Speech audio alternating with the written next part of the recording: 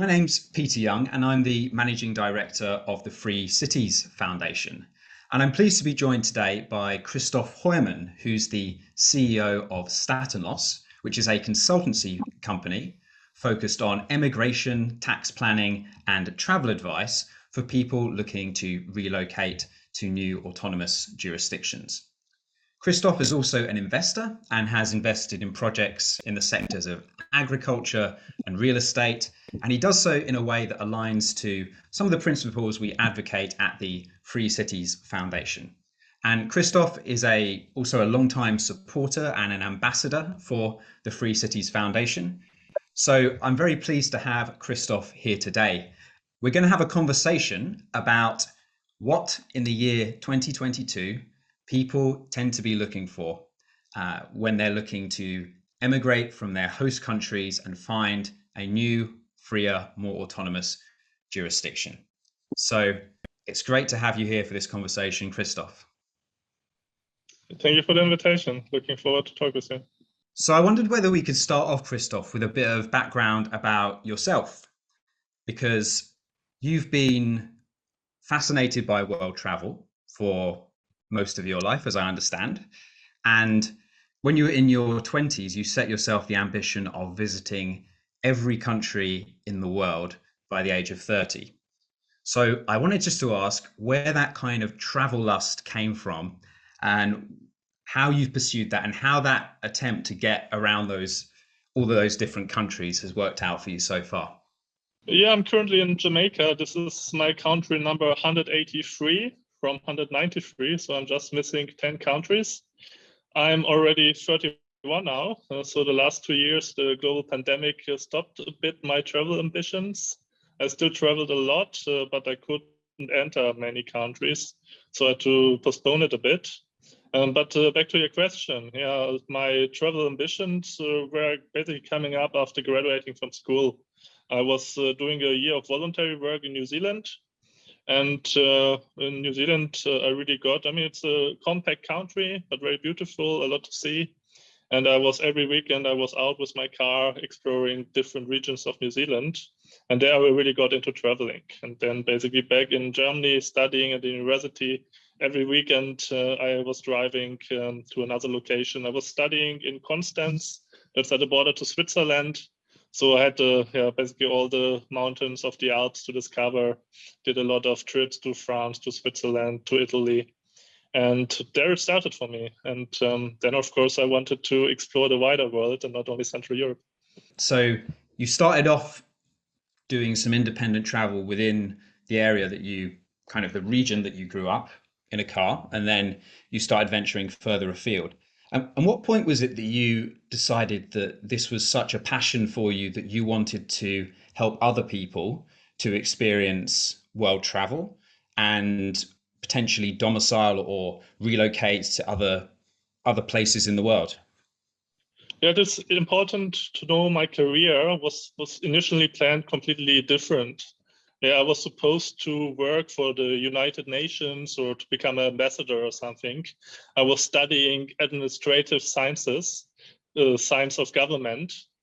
And I had a career ambition to work for the government initially.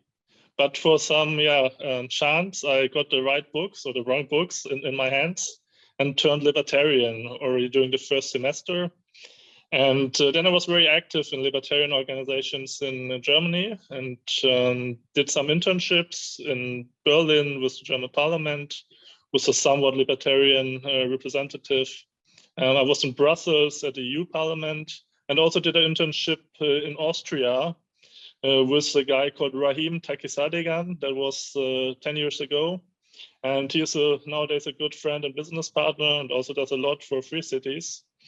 And he really influenced me and to think more about being self-employed.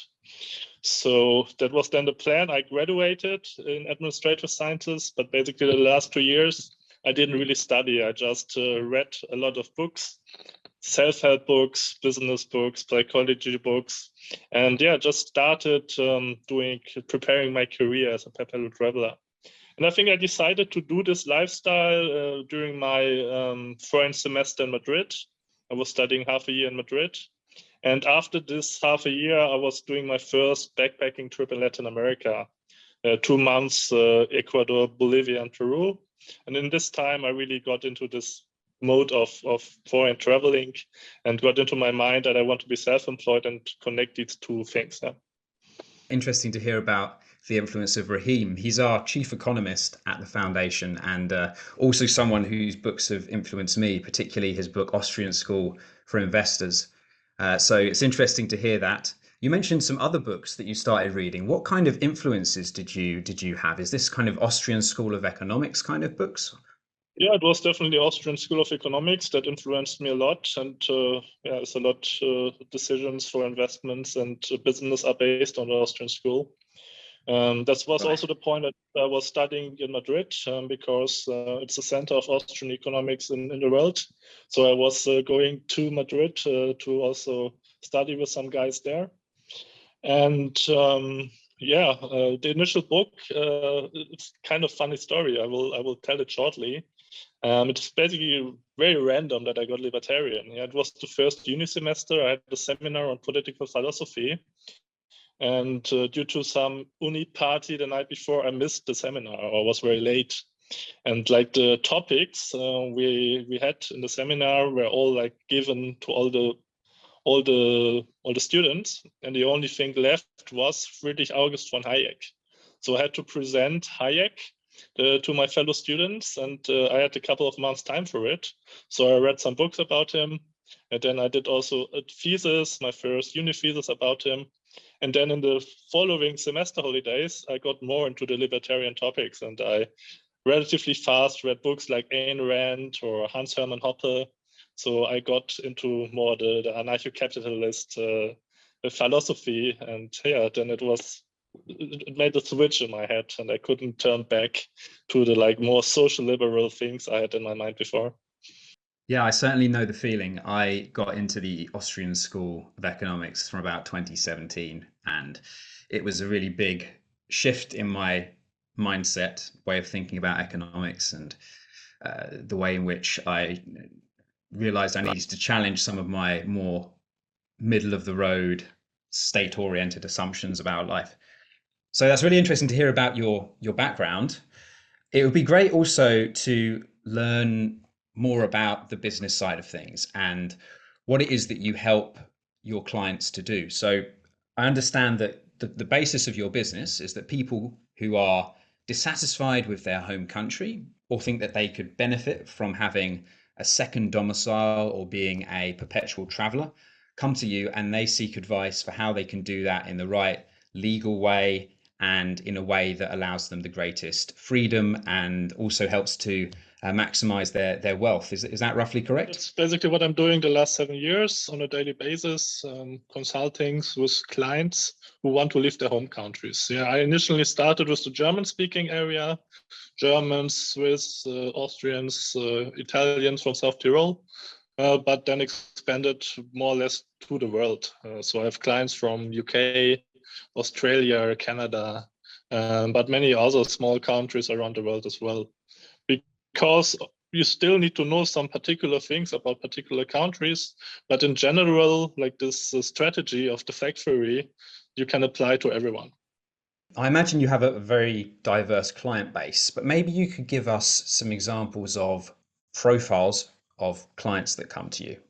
So what might a typical profile for a client be? I mean, I started this business as a kind of a niche, yeah, because I was doing things which all the big corporations and all the rich families were doing for a long time. But I applied this knowledge for people who didn't have these opportunities. So yeah, still my core client base are like small entrepreneurs, self-employed people doing around 50,000 to 1 million euros a year. So they're normally too poor to get very high paying tax companies. But they're already in the area where it makes sense, because like in Germany, you pay the highest income tax already from 50,000 euros. And it makes a lot of sense to optimize things in this region. And there's a lot of people in this region. So that was the niche, and it's still what I mostly consult. nowadays, because I'm much more famous, I could say, many other people come to me, also many employed people, many retirees, many privateers who just live off their assets. But initially, it's mostly self-employed freelancers in the IT, in design, texting, and so on, and many small online entrepreneurs. Yeah. So, what is it that your clients are saying to you about why they want to consider other jurisdictions? Why are they dissatisfied with the status quo in their home country? Of course, it's often about taxes, but not only taxes. Yeah? I mean, in some countries we pay quite a lot taxes, like in Germany, but it's not so much also the tax system, it's also the bureaucracy. This goes hand in hand with it. Yeah? Many people ask me, Christoph, I'm okay to pay taxes, don't think wrong of me, but I don't want to have this associated bureaucracy. Is there a country where I don't have accounting? Is there a country where I don't have to file so many things? So that's an important topic for the people as well, the bureaucracy side of things. And then many people are just not content with the mentality of their country anymore, because as an entrepreneur in countries like Germany, you are basically no one really likes you. All people just want your money, and you're still the bad guy, although you create jobs and finance all the country. So this like mentality in the society about entrepreneurs and people being productive is not very good, and that makes many people escape as well. And of course, we have many soft factors like the weather, the climate, and that's of course what many people try to combine with immigration. And obviously, during the last couple of years, there have been quite extreme policies introduced in lots of countries, especially in Western countries, long lockdowns, mask mandates, vaccination mandates. Have you noticed that there's been any uptick in interest in moving to places where there is less severe, there are less severe imposed restrictions since 2020? Yeah, definitely. I mean, it gave my business another big boost. I cannot deny that. Many people were trying to escape from these measures. But also there's a long-term effect. And I think this is just showing up now or in the next couple of months, because due to the pandemic, many people had to work from home, and they will continue to work from home. Some will be forced back to the office, but many people will try to continue from home. And also on the family side, many kids were homeschooled, and many families know now that they can homeschool their kids and will try to continue so in future. So it was now many countries removing entry barriers and people having less fear of getting COVID. I think there will be much more mobility in the next years as well. Yeah, interesting you say that.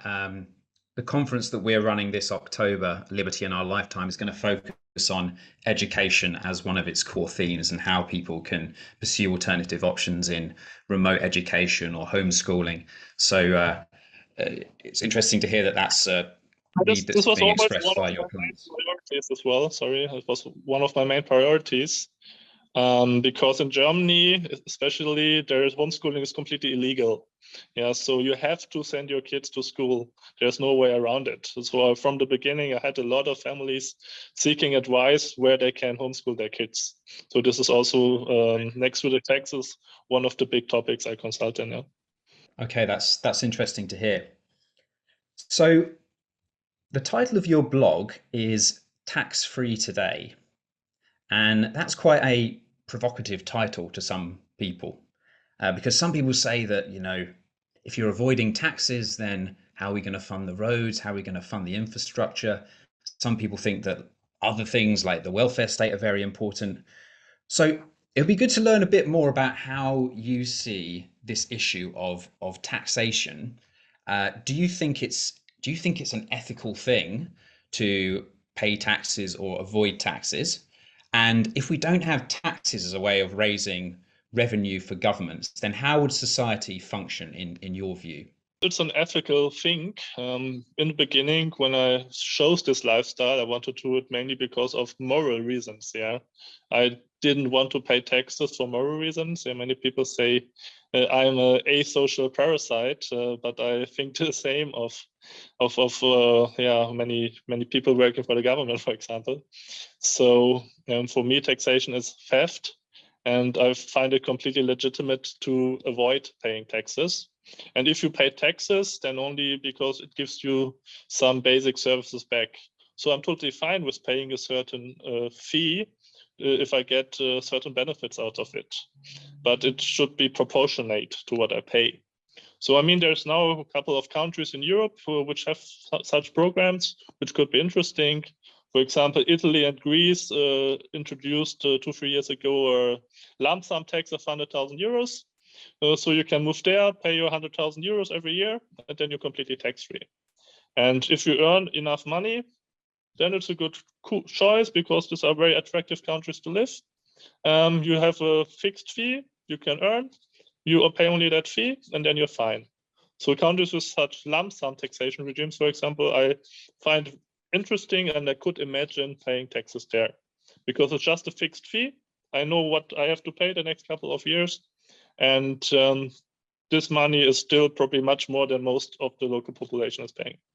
I mean, my impression is that if you are very wealthy, because you would need to be very wealthy for it to be worth your while to pay a lump sum of 100,000 euros per year, there seem to be lots of options for very wealthy people.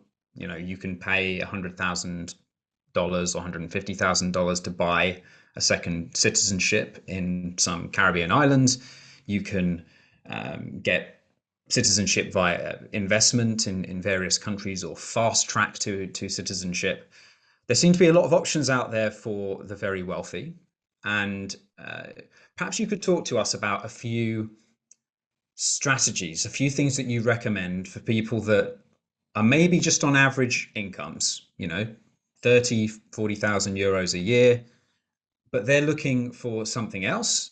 They're looking maybe to do something that's allows them to work remotely, and they want to do this in a way that's tax efficient and allows them the best freedom and is not going to get them into trouble, you know, with whoever, because sometimes if you've not understood the law, not understood the accounting, things like this, then you can have issues. So what advice do you have for people who are on lower or to average incomes?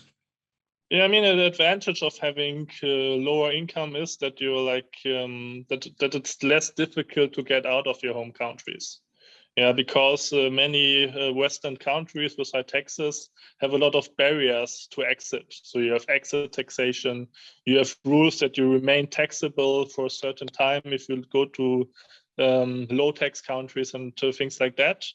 But if you're on less income, then it's possible to avoid many of these issues. So it really depends on the country. In Germany, we have the big advantage, the same in Austria, that you can basically deregister from Germany. And from that date of deregistration, you're out of the tax system. And you don't need to prove a new tax residency. So this lifestyle for perpetual traveler is perfectly feasible. But that's not possible for many other countries. I know in the UK or in Spain or in France, to get out of your old tax system, you need to prove a new tax system you pay taxes to. So it's a bit harder. So it really depends. But yeah, what most people are doing is when they are not doing the pure perpetual traveling, they will get some kind of residency. Easy residency, some stay in the European Union. I mean, there's many countries in the EU with quite some fair taxes. Yeah, Bulgaria 10%, or even countries like Cyprus, Malta, Ireland 0% if you structure it properly. Or they go worldwide. I mean, there's a couple of countries with still very, very easy immigration requirements. Yeah, what many people are doing is they go to Paraguay in South America. The only thing you have to do to get permanent residency is putting $4,000 on a bank account. So I'm a Paraguay resident myself for 5 years now. I don't live there, but it's an excellent residency to get, just like as a safe haven. Yeah. Can you maybe name a few jurisdictions that you think are doing the right kinds of things at the moment, that have policies that will be helpful for you? You mentioned Paraguay, but there are a few places where you think right now they're starting to change their policy so that they're a bit more favorable to digital nomads. For example, I know that some countries maybe it's Mauritius or no, Barbados introduced a special digital nomad visa that lasted for 1 year. Is there anything coming up that you think people should be aware of? Any new policies that people might want to explore? More and more countries are introducing this digital nomad visas.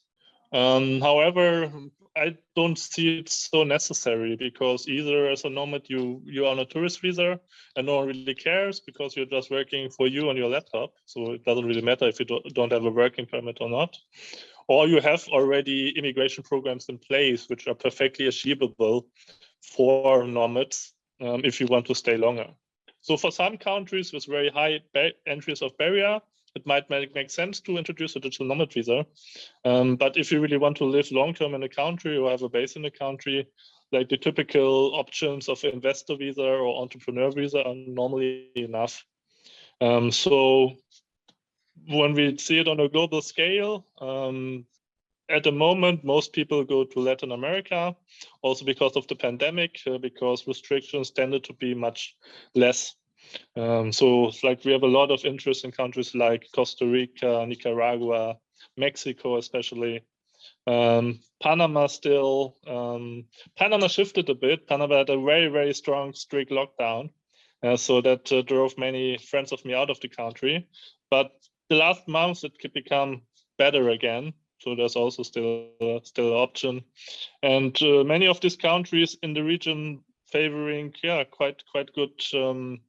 They're quite progressive in terms of, for example, Bitcoin adoption. El Salvador adopted Bitcoin.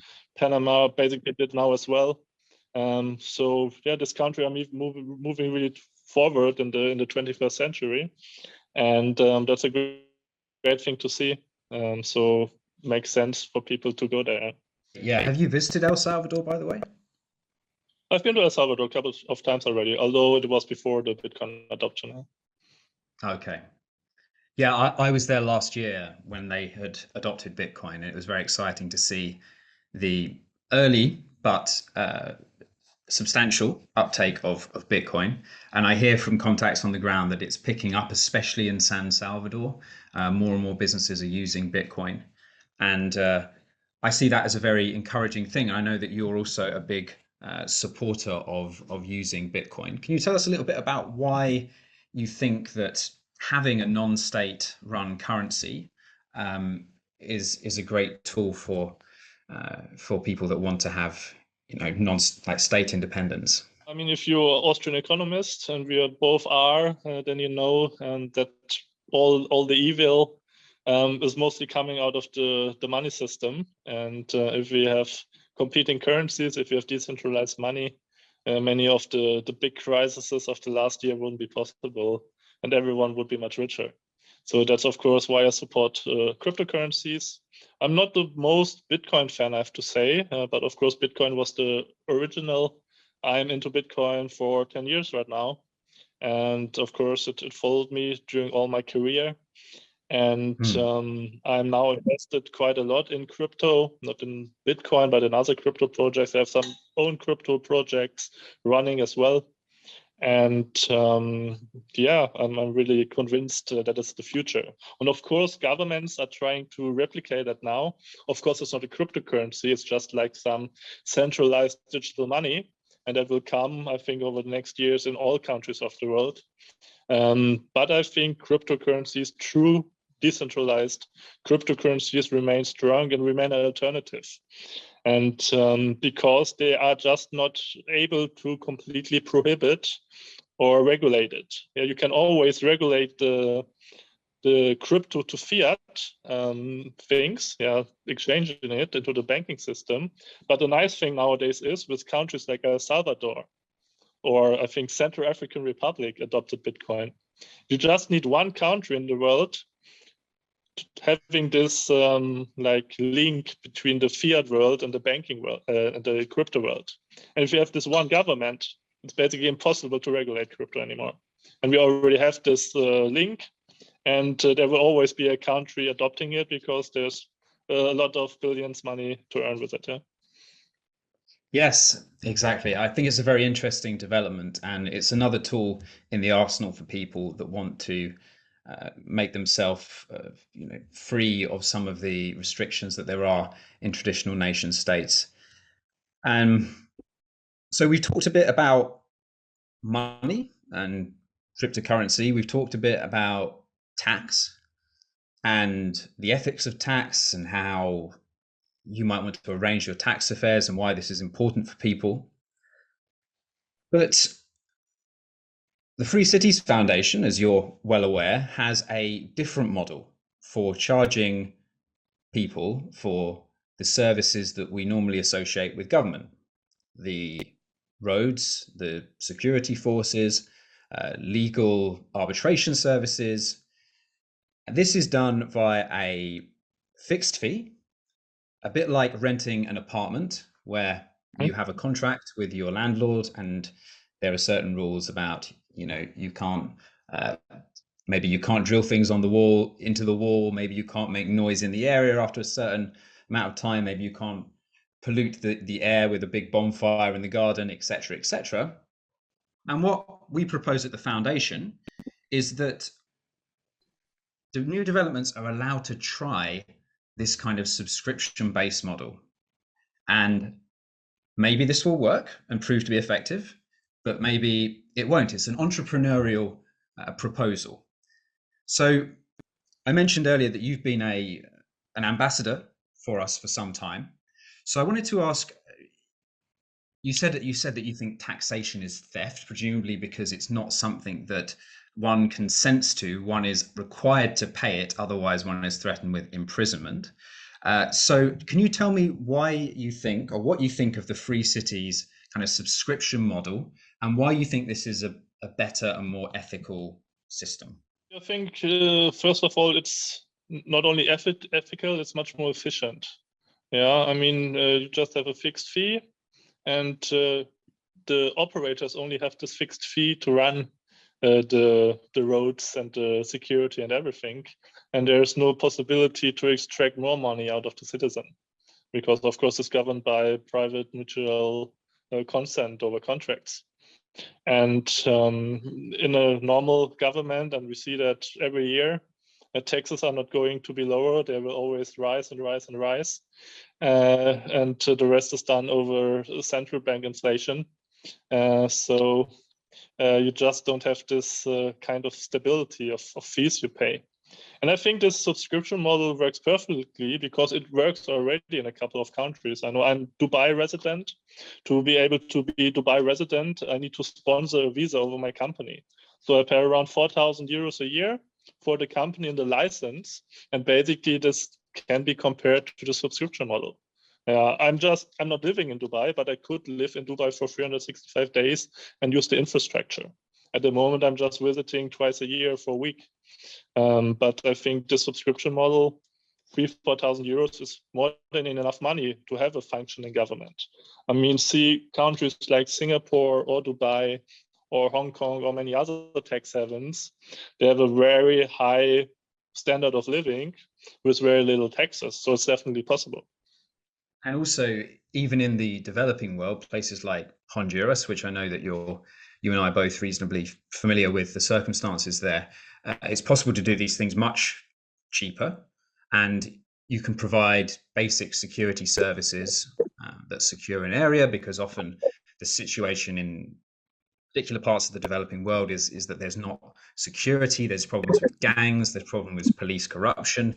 And so you've got all of these forces which make it hard for you to accumulate capital, develop a business, and provide a better life for your family. So within places like Honduras, you can do these things even cheaper, I think.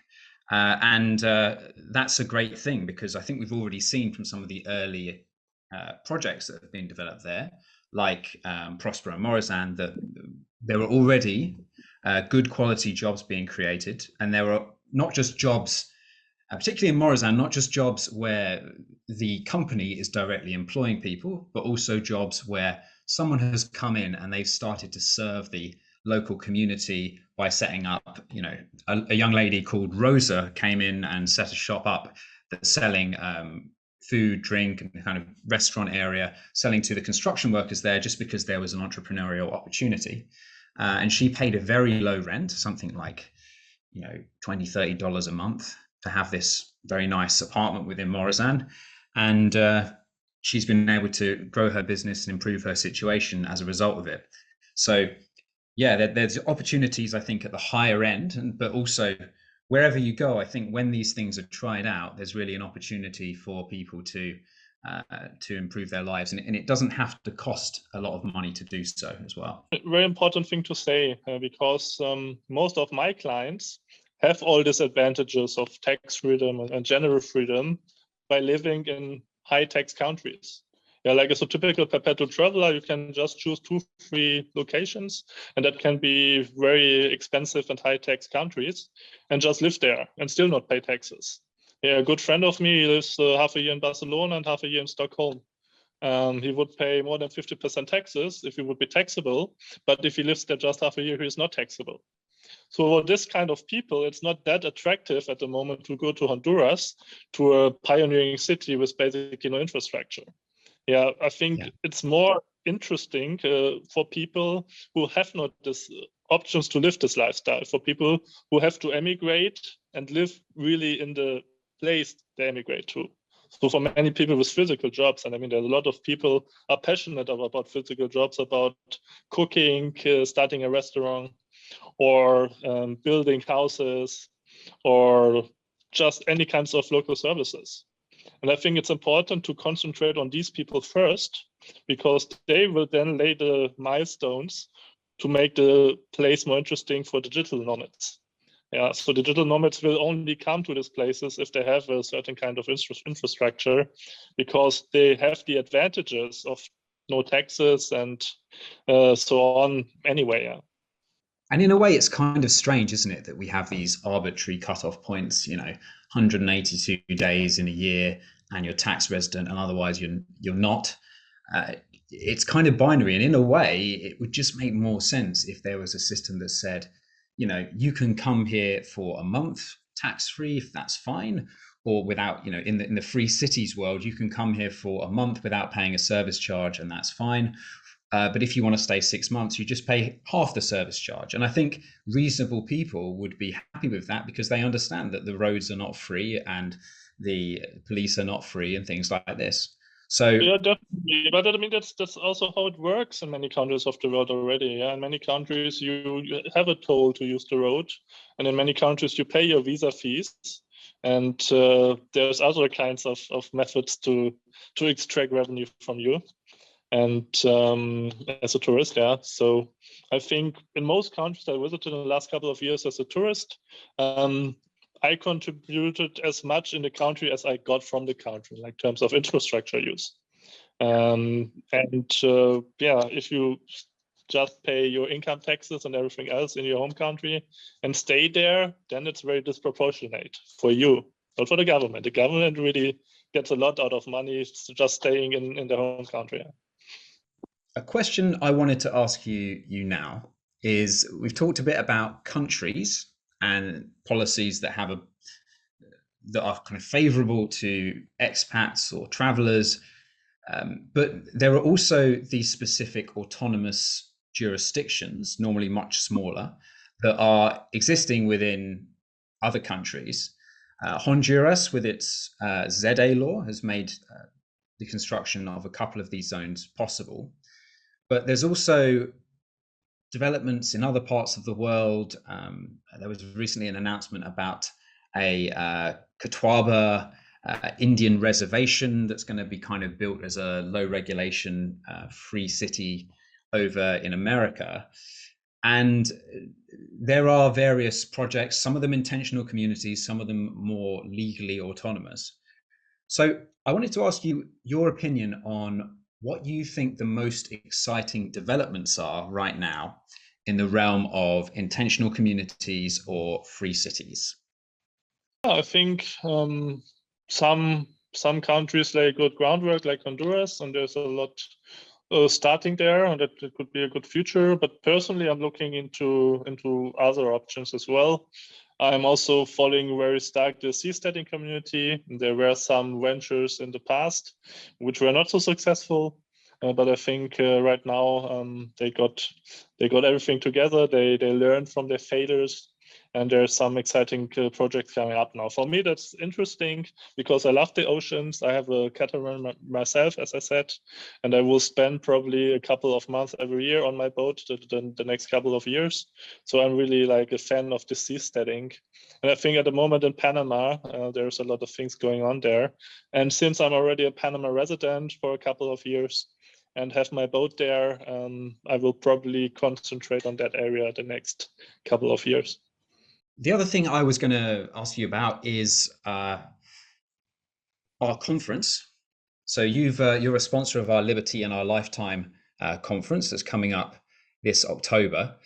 It's the theme of the conference is parallel structures for progress, and it's going to focus not just on the kind of governance structures that are developing in different countries, but also parallel structures in knowledge sharing through online learning platforms, online teaching communities, and then education. So looking at alternative schools and also ways that people who are traveling in your situation are able to teach their children online.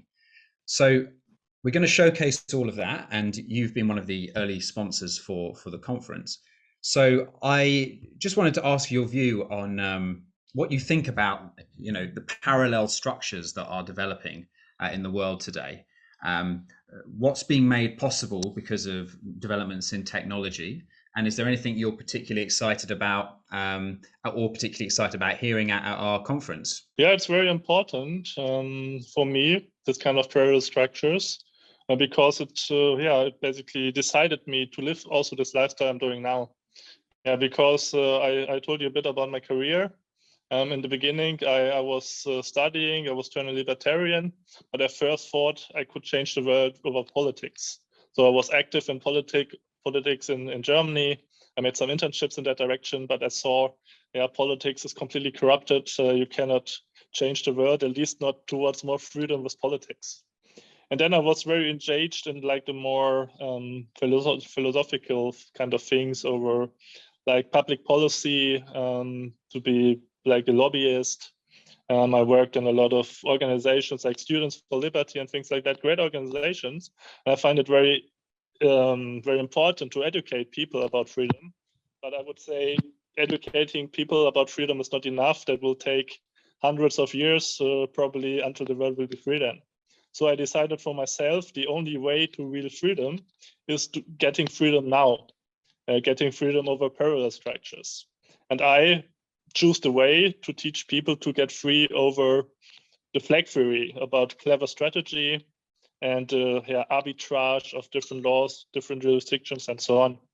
And this is, of course, complemented by new technologies like cryptocurrencies and, of course, projects like free private cities or seasteading, who just see an opportunity of unclaimed areas, or even negotiating with government. So both entities benefit.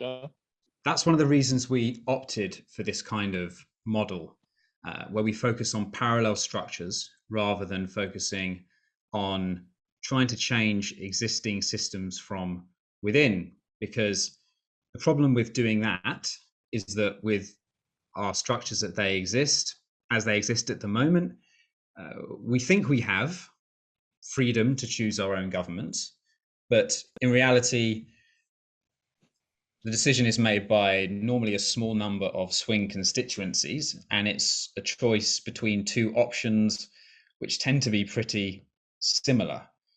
And so rather than taking on the monumental task of trying to change hearts and minds by saying, look, this works in theory, our idea is to say, let's build something new and see if it works. And if it does work, then people will be able to move there and voluntarily choose a lifestyle that they deem as being preferable to them. And so we want parallel structures in governance in cities, but we think it's also about broader areas of life, creating those structures in finance and in education as well. So it's going to be very exciting to have Staatenlos at the event. We've actually created a special discount code for Staatenlos followers or Staatenlos supporters. So if anyone's listening to this, if they would like to buy a ticket for Liberty in Our Lifetime, they can type in Staatenlos 20, the numbers 20, and that will get you a 20% discount. So yeah, the conference is going to be in Prague from the 21st to the 23rd of October, and we're all really excited about that. So Christoph, is there anything else that you'd like to pass on about your business or pass on to our audience before we finish the conversation? Yeah, I think you made a very important ethical point as well. Yeah, it's very hard to force people to be free. Many people don't want to be free, they just want to be secured by the government. I mean, that's totally fine.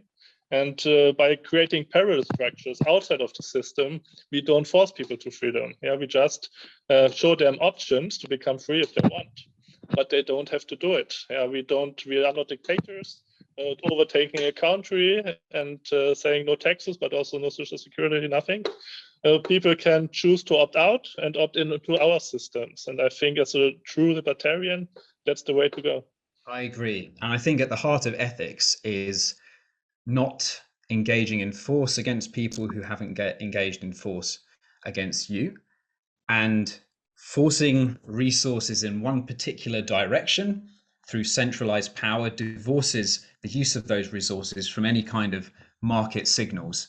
And it means that there can be less resources available to support things that are very important. If we're taxed too much, it's very hard. It becomes harder for us to spend more of our money on helping the less fortunate and engaging in community projects or starting businesses that provide products that people value. And I think that's something that people often don't appreciate, that often the way that taxes are spent is there are no signals to determine how much should be spent or how little should be spent. And that creates lots of inefficiencies and unfortunately exacerbates social problems, poverty, etc. So what we're proposing at the foundation is a positive alternative. And as you say, it's one where people can opt in voluntarily. No one's forced to opt in, and people can leave voluntarily when they want to. And we try and keep things simple as possible, based on a contract, based on a fixed fee for residency that we try and keep very low. And this is the model we're pursuing. Great model, makes totally sense, and I hope we will see many of these free cities popping up in the next couple of decades, and I will be hoping to be very much involved with that as well. Okay, well, thank you so much for your time today, Christoph. This has been a wonderful conversation. I've really enjoyed it. Let's do that again in a couple of years. Okay, let's stay in touch.